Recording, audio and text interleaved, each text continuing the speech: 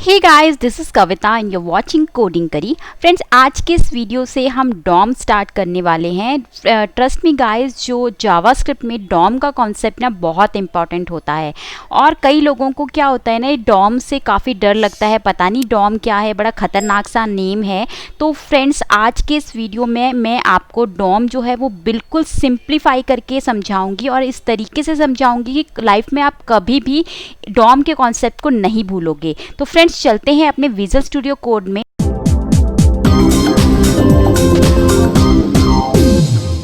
यहाँ पर आप फ्रेंड्स देखेंगे डॉम मीन्स क्या है। DOM stands for document object model. ठीक है, तो अब इसके नाम से ना डरना नहीं है कि ये डॉक्यूमेंट ऑब्जेक्ट मॉडल पता नहीं क्या एक बड़ी खतरनाक सी चीज़ होगी।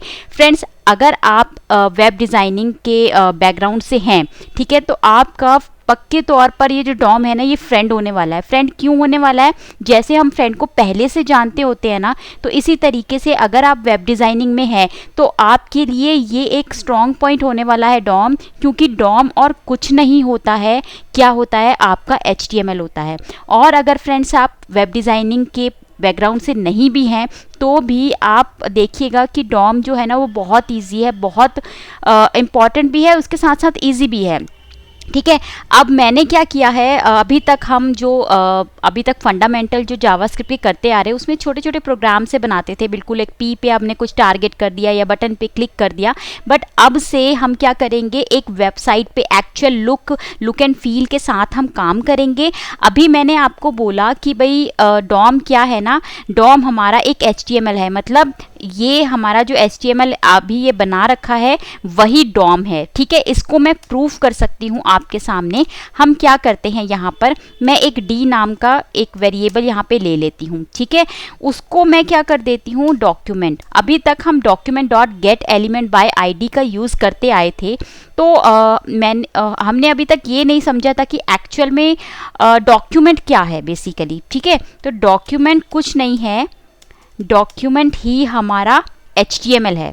तो अभी मैं क्या करती हूँ, देखो आपके सामने मैंने एक डॉक्यूमेंट, पूरा का पूरा डॉक्यूमेंट को गेट किया और उसको डी के अंदर डाल दिया। अब मैं क्या करती हूँ, डी को कंसोल करवा के अगर आपको यहाँ पे दिखाऊंगी तो यहाँ पे आपको क्या दिखेगा, यहाँ पे आपको डॉक्यूमेंट दिखेगा, है ना, डॉक्यूमेंट दिख रहा है।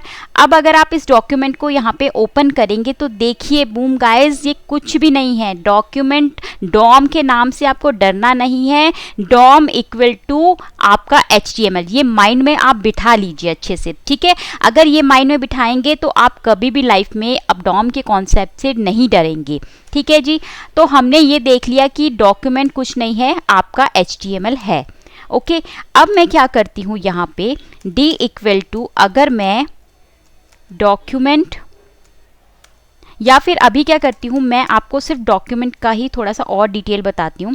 देखिए, इसमें ना आपका पूरा हायरार्की बना रखा है, ट्री स्ट्रक्चर जैसे हम HTML में बनाते हैं ना, हेड के अंदर मेटा टैग, ये लिंक वगैरह ये सब, और बॉडी के अंदर जैसा हमारा एक्चुअल फॉर्मेट होता है, हेडर है, सेक्शन है, इसके अंदर सब कुछ है, वही सब पूरा का पूरा डॉक्यूमेंट के अंदर रहता है। ठीक है, अब मैंने आपको बोला कि भाई डॉक्यूमेंट ऑब्जेक्ट मॉडल, तो अब ये ऑब्जेक्ट का रोल क्या है यहाँ पर। तो फ्रेंड्स, मैं आपको बताना चाहूँगी, जो हमारा जावास्क्रिप्ट इंजन है ना, मैंने आपको बिल्कुल जावास्क्रिप्ट की सीरीज़ के स्टार्टिंग में आपको बताया था कि हर एक ब्राउज़र का जो जावास्क्रिप्ट एग्जीक्यूट करता है उससे रिलेटेड एक जावास्क्रिप्ट का इंजन होता है। जैसे हम यहाँ पे क्रोम यूज़ कर रहे हैं तो V8 इंजन इसके पीछे काम करता है। ठीक है, तो ये मैंने आपको बता रखा है। अब फ्रेंड्स, वो क्या होता है ना, जो जावास्क्रिप्ट का इंजन है वो हमारे HTML के टैग को नहीं समझता है। ठीक है, वो HTML के टैग को नहीं समझता है।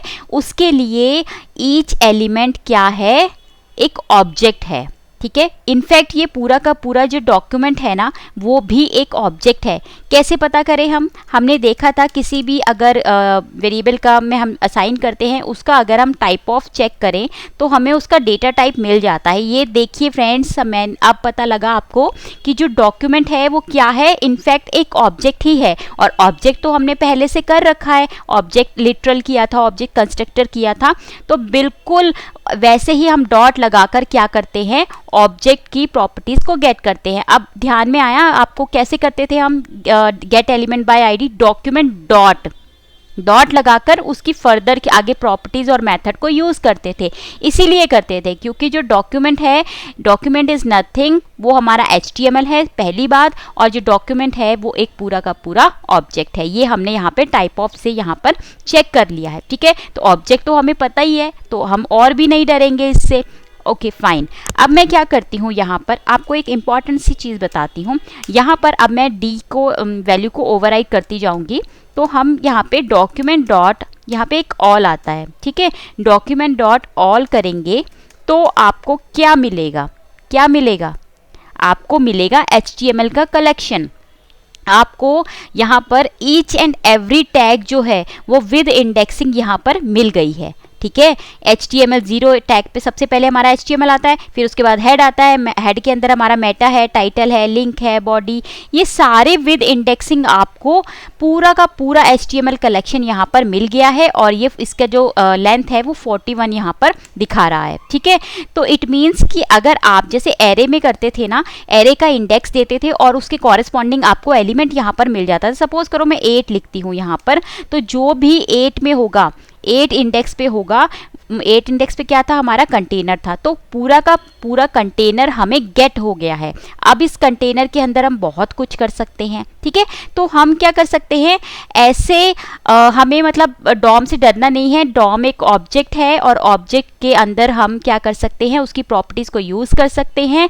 और विद इंडेक्सिंग देखा अपने एरे की तरह ही हम इसके इंडेक्स से एक कॉरेस्पॉन्डिंग एलिमेंट को ले सकते हैं। चलिए इतना आपने देख लिया। अब आपके दिमाग में मेरी तरह एक क्वेश्चन आ रहा होगा, जैसे कि मैंने भी जब स्टार्टिंग में सीखा था तो मैं भी यही सोच रही थी कि भाई जब मेरे पास एक कलेक्शन आ गया है तो ये तो मेरा एक एरे है। अभी हमने देखा भी स्क्वायर ब्रैकेट में हम इंडेक्स पास करके हमको एलिमेंट मिल रहा था। चलो जी ये तो बढ़िया बात हो गई, हमारे पास एरे है तो हम एरे के मेथड्स लगाना शुरू कर देते हैं। भाई अच्छी बात है ना, माइंड में ऐसे क्वेश्चन आने चाहिए। तो इस क्वेश्चन को क्लियर भी मैं आपके सामने कर देती हूँ। चलिए, हमने देखा था एरे के एलिमेंट को क्या होता है, अगर हम इटरेट करना चाहें तो हमारे पास क्या है, बड़ा सुंदर सा एक फंक्शन है, क्या, ईच, फॉर ईच का एक फंक्शन है हमारे पास, मेथड है सॉरी, ठीक है। तो हम यहाँ पर क्या कर सकते हैं, कोई भी यहाँ पे पैरामीटर पास कर सकते हैं। चलिए हम क्या करते हैं, यहाँ पे कंसोल करा के देखते हैं अपने आइटम को। अभी तो आ जाना चाहिए ना, कायदे से अभी हम जो सोच रहे हैं उस हिसाब से चलें तो आ जाना चाहिए। पर ये क्या, होल्ड ऑन, ये हमारे पास एरर क्यों आ गया भाई, D dot for each is not a function. भाई ये क्या दिक्कत हो गई, और लाइन नंबर भी वही दिखा रहा है जो हमने फॉर ईच पे लगाया है। तो फ्रेंड्स क्या होता है, आपको ये दिख तो रहा है एरे की तरह, इंडेक्सिंग भी काम भी कर रही है, बट एक्चुअल में ये एरे नहीं है, ये एक्चुअल में एरे नहीं है। इसे धोखा नहीं खाना है आपको।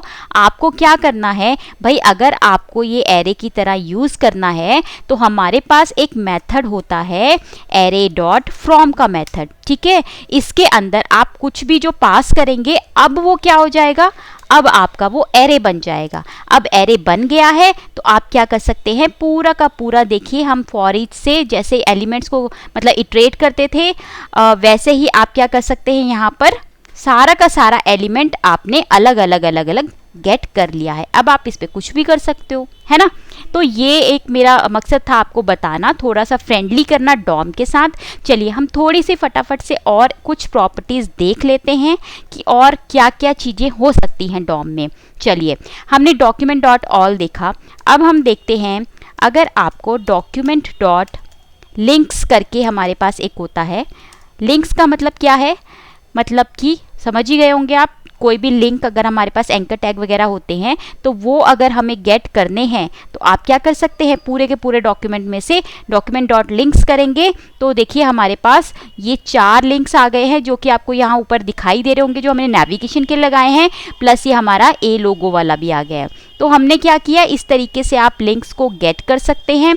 और क्या कर सकते हैं, क्योंकि अब ये लिंक्स जो है एक कलेक्शन के तौर पर आ रहा है, तो अगर आप यहाँ पे ऐसा इंडेक्स पास करें, मतलब कि मैं कहती हूँ सेकंड वाला जो है, उस सेकंड इंडेक्स का आप क्या कर सकते हैं, href भी निकाल सकते हैं अलग से, ठीक है। तो आपको जो सेकंड इंडेक्स होगा, आई गेस ये वाला होगा, 0 1 एंड सेकंड, ये अबाउट अस का जो ये है, अगर आप ऐसे भी चेक करेंगे ना, चलिए मैं आपको विदाउट HREF अगर दिखाऊं तो आपको अबाउट मिलेगा, ठीक है। अब उसके अंदर भी आपको जाना है और HREF अगर आपको चाहिए उसका, तो आप ऐसे गेट कर सकते हैं। अब इस HREF के साथ भी आप बहुत कुछ कर सकते हैं, थोड़ा सा अपना दिमाग दौड़ाइए तो आप बहुत कुछ कर सकते हैं इसके साथ, ठीक है।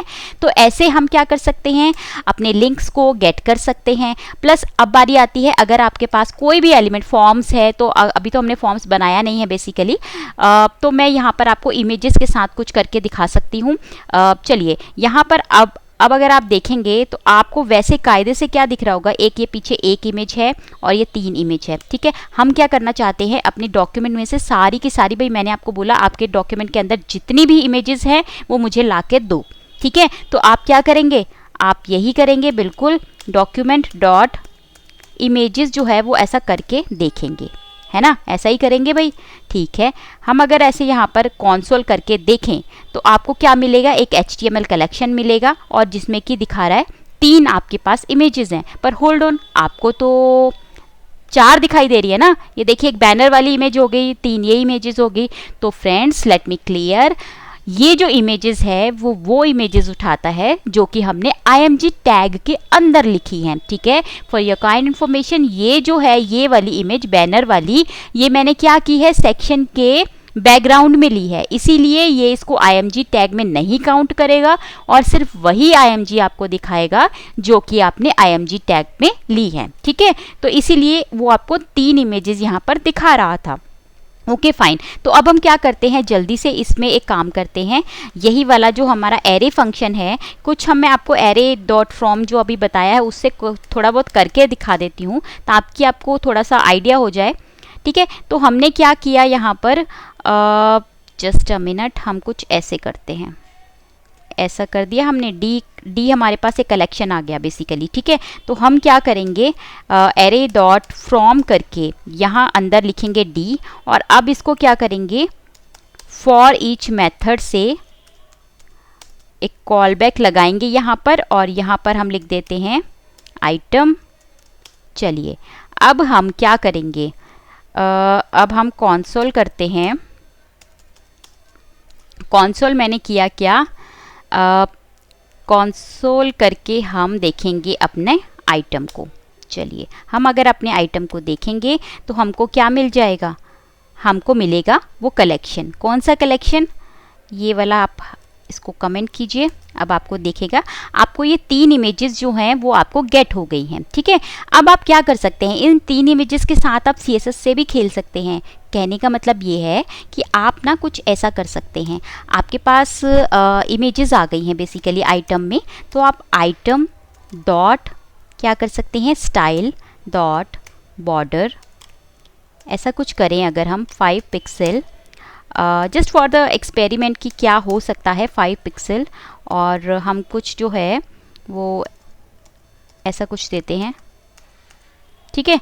हम ऐसा देने की कोशिश करते हैं और देखते हैं कि हमारे पास ये आया कि नहीं आया। फ्रेंड्स ये देखिए, हमने अभी से, आज फर्स्ट एपिसोड है हमारा डॉम का और हमने मैनिपुलेशन भी करना सीख लिया है। मैनिपुलेशन से फ्रेंड्स अभी ऐसा नहीं है कि जस्ट यही मैनिपुलेशन है, बहुत कुछ है मैनिपुलेशन में। जस्ट फॉर स्टार्टिंग आपको थोड़ा सा इंटरेस्टिंग बनाने के लिए मैंने ट्राई किया कि हमने क्या किया। बेसिकली देखिए, हमने सबसे पहले एरे डॉट फ्रॉम से क्या किया, जो डी हमें एरे जैसा दिख रहा था पर एरे नहीं था, उसको हमने एरे बनाया, उसमें फॉर ईच लगाया। उसके बाद हमने देखा कि आइटम से हमारे को क्या मिल रहा था, आइटम से हमको हमारी इमेजेस जो थी वो मिल रही थी इटरेट होकर। तो हमने क्या किया, चलिए अब हमें सारी इमेजेस मिल ही रही हैं तो हम उसको कुछ ना कुछ CSS से करके देख सकते हैं। अगर आप वेब डिज़ाइनिंग से हो तो आप बहुत कुछ कर सकते हैं फ्रेंड्स। आपके लिए बहुत बेसिक सा डिज़ाइन होगा, बस जस्ट फॉर द आप रिलेट कर सकें, इसीलिए मैंने ये बनाया। तो आप जैसे मैंने बॉर्डर लगाया, आप इसमें कुछ भी कर सकते हैं, बॉर्डर रेडियस लगा दीजिए, पैडिंग लगा दीजिए, कुछ भी लगा दीजिए, ठीक है।